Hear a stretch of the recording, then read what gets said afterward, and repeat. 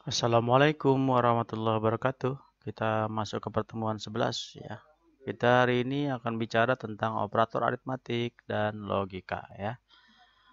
Jadi tujuannya itu memahami operator aritmatik dan logika serta penggunaannya ya. Baik ya, kita lanjutkan aja. Bismillahirrahmanirrahim ya. Pertama, kamu sebelumnya setelah belajar ya tentang bagaimana menginput variabel dan menampilkan hasil dari proses output dari hasil input variabel itu ya. Di pertemuan 10-nya ya. Ya, jadi dalam pemrograman, melakukan suatu operasi perhitungan dan aritmatika itu memang dibutuhkan ya. Karena setiap pemecahan masalah umumnya menggunakan operasi matematika dan operasi logika ya. Nah, eh, operasi matematika antara lain ya ini penjumlahan, pengurangan, perkalian ya, serta ada modulo ya. Contoh ya di sini A kita isi, ini variabel A kita isi dengan nilai 2, X sama dengan A ditambah 1. Ini berarti adalah operasi matematika ya. Sehingga X nilainya berapa? Ya nilainya sama dengan 3 ya. A 2 ditambah 1, 3 ya. Y sama dengan A dikurangin 6. A-nya kan 2 kan? Kurangin 6. Maka Y ini nilainya menjadi min 4. 2 dikurangin 6, min 4. Z 10 dibagi A, A-nya 2 ya. Berarti Z sama dengan 5. Ini adalah operator matematika ini ya. W 3 dikali A, A-nya 2 ya. 3 dikali 2 sama dengan 6 ya. S sama dengan 7 modulo A. Maksudnya 7 sisa dari 7 dibagi, ini modulo A ya, dibagi 2. Berapa itu? Ya kan 7 dibagi 2 kan dapat berapa? Dapat 3 ya, sisanya 1. Maka S ini akan bernilai 1 karena yang dihitung ini sisanya ya. Operator yang kedua yaitu ada compound assignment ya. Di sini ada plus min, min plus ya. Bintang sama dengan ya. Jadi ini Z plus sama dengan X, ini sama dengan Z ditambah X ya. Ini compound assignment ya. Contohnya ya, langsung saya ke contohnya. Di sini ada lagi bagi min, ada ini ya. Tanda lebih besar sama dengan, lebih kecil sama dengan, dan sama dengan ya. Ini ya. Ini with exclusive or. Ya, ini semua operator-operator ini ya tidak perlu kamu hafalkan ya. Ya, yang penting kamu tahu oh ada operator itu gitu ya. Karena nanti operator-operator ini akan berguna ya. Kamu bisa lihat ya nanti ya berkembangnya. Saat ini mungkin kamu belum memahami seluruhnya, tidak apa-apa. Kita pahami operator-operator yang sering-sering digunakan dulu ya. Kita akan contoh ya, compound assignment ya. Misalnya di sini berarti ini adalah apa ini? Mendeklarasikan ya variabel A dan variabel B, B-nya diberikan nilai 3 ya. Jadi A ini adalah integer ya. Tipenya integer. A sama dengan B, berarti A-nya nilainya berapa? 3 ya, gitu ya. Terus kalau A plus sama dengan 2, maka A itu sama dengan A-nya 3 ditambah 2. Jadinya 5. Count A ini berarti akan menampilkan angka 5 ya. Jadi ini, kompon ini ya plus sama dengan ini. A ini ditambah dengan 2. Jadi nggak perlu kita tulis A sama dengan, ya bisa juga sih ditulis seperti ini sama ya. Ini sama aja dengan A ya. Sama dengan A ditambah 2. Itu juga boleh ya. Sama saja ya. Jadi ini ya setara dengan ini.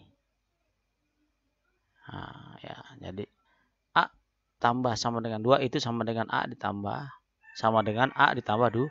Hasil A-nya kan berapa tadi? 3 tambah 2, 5. Kira-kira gitu ya ininya ya. Kalau ininya ya penjelasannya. Sekarang ada increment dan decrement operator. Nah, ini seperti ini. dx sama dengan 5, x plus plus ini sama dengan 5 ditambah 1 sama dengan 6. Jadi plus plus ini sama dengan ditambah 1 ya. Ini sama dengan dikurangi 1. Seperti ini misalnya, y sama dengan 10.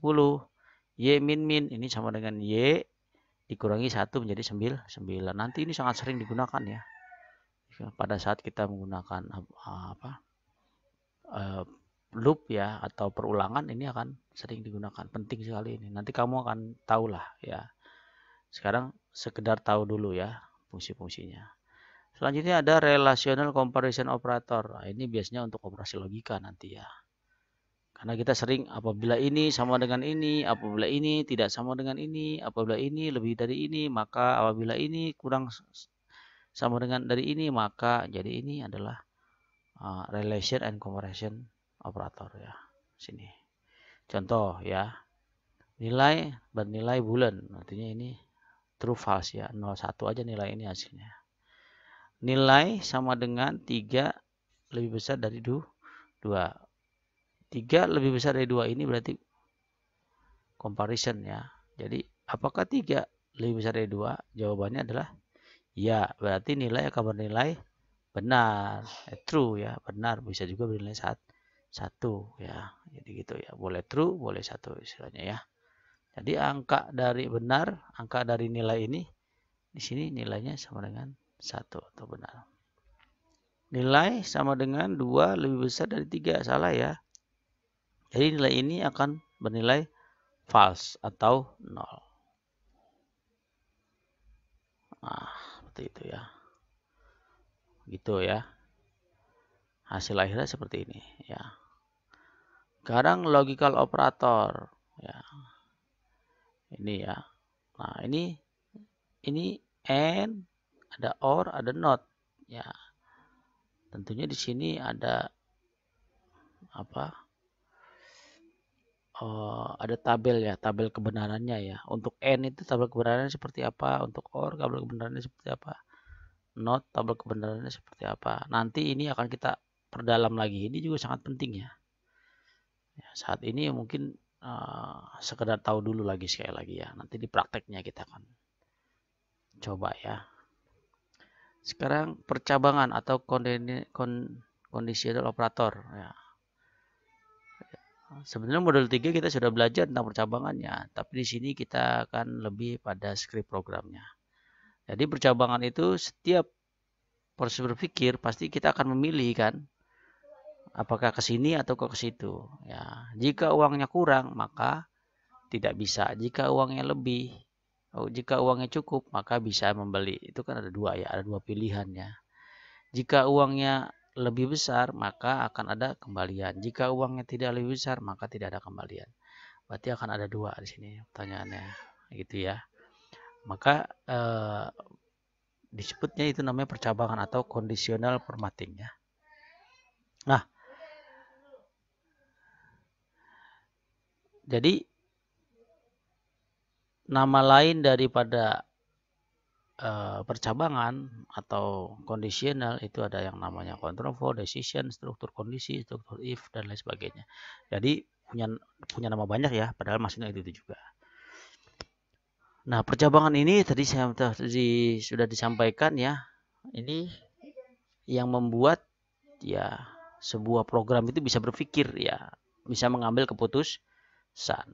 Bagaimana sintaksnya? Sintaks itu berarti struktur bahasanya ya.